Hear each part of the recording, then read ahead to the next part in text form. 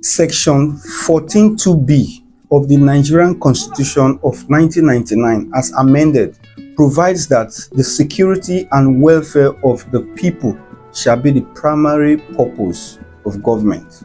To this end, the Chief Security Officer of Delta State, His Excellency Right Honorable Sheriff Oborevwori, Executive Governor of Delta State, who recognizes the importance of the welfare, security, and safety of Deltans, is informing and directing the general public, especially those doing business that exposes the public to possible risk of incursion of any kind, to install CCTV cameras in their business premises.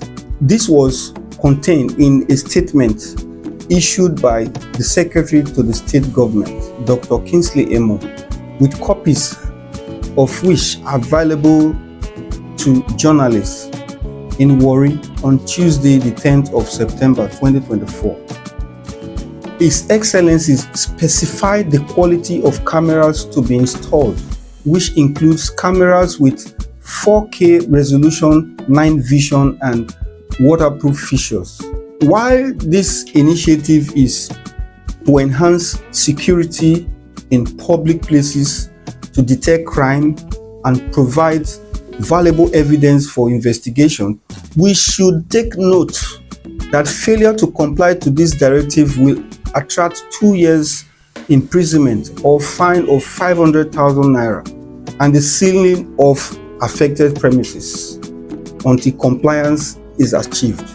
And in view of this commitment of the state government to effectively drive this important decision, the Honorable Commissioner for Culture and Tourism, Dr. Darlington Nnamdi Ije, is advising all concerned to ensure compliance across the state.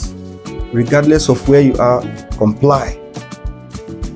To this effect, the Honorable Commissioner of Culture and Tourism will be visiting all affected premises such as hotels, clubs, motor parks, supermarkets, eateries, lounges, to ensure that they comply to this directive.